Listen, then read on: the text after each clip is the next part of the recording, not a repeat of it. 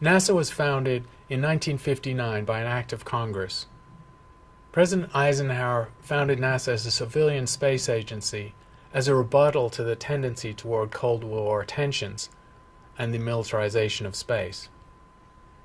So the United States has always had a civilian space agency dictating that its mission be towards exploration and scientific knowledge rather than militarization. However, NASA existed in a situation of the Cold War, and the early part of the space activity was driven by geopolitical considerations and our rivalry with the Soviet Union. At the core of what NASA does in space is the launch capability. There is no rocket until recently that has exceeded the enormous capabilities of the Saturn V rocket that took the astronauts to the moon and led to the Apollo program. To launch astronauts and payloads larger than a couple of tons, a new heavy lift capability is required, and the United States has been struggling to fund this activity through NASA. As a result of NASA's funding and technical difficulties, space exploration has been on a relatively slow track over the last few decades. And currently, it's not possible to put astronauts into space. We have to rely on the Russians and the Soyuz spacecraft. Within NASA, the budget is of course divided into several categories. There's exploration, which involves human exploration and unmanned or robotic spacecraft traveling through the solar system. There's also research on launch capabilities, rocketry, and propulsion. NASA has a growing part of its research enterprise devoted to looking at the Earth and understanding the ways that the Earth is changing and managing the Earth's resources. But uncertainties in funding have caused the timeline of many favored projects among scientists to be extended, and some projects have even been cancelled. Many of the most ambitious projects in astronomy and space science and planetary exploration now have to be collaborative.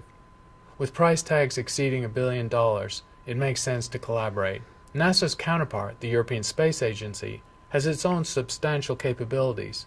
For example, ESA is a partner in the Hubble Space Telescope and will be a partner in the James Webb Space Telescope. ESA also has its own planetary missions and astronomy missions. This cooperation, with a little bit of rivalry, is a healthy situation and has allowed some missions to happen which would not have happened just depending on NASA. There's also collaboration between the Americans, the Europeans, and the Japanese Space Agency. Not so much with the Chinese, who have a growing space activity. The growing complexity and price tags, especially of planetary science and astronomy missions, has led to the problem of new starts. NASA's budget is essentially static and has been so for a decade, which means that the number of new missions or new starts is declining and has been for 10 or 15 years. As the budgets go up and a mission takes roughly a decade to plan and execute, this squeeze is limiting the amount of science that NASA can do. If we look at the history of NASA's budget over its entire span, we can see that the 60s, when the Apollo missions were launched, was an anomaly.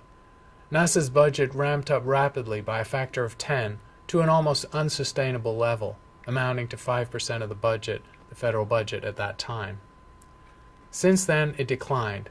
The last 3 Apollo missions were actually canceled, and NASA's budget in real terms has been pretty static for the last 15 years.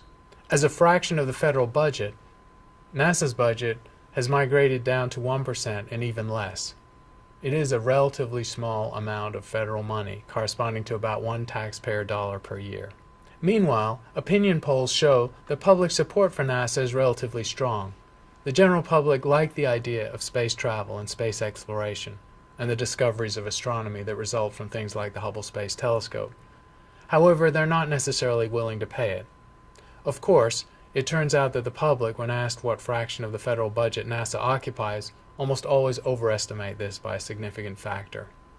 Since its inception, NASA has always been a civilian space agency, and militarization of space is something that all countries try to guard against.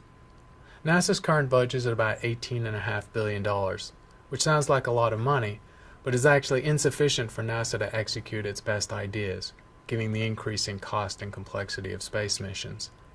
Since its peak during the Apollo era, NASA's proportion of the federal budget has declined strongly, and more recently slowly from about 1% down to about 0.5% of the federal budget. Despite this, public support of the space enterprise remains strong.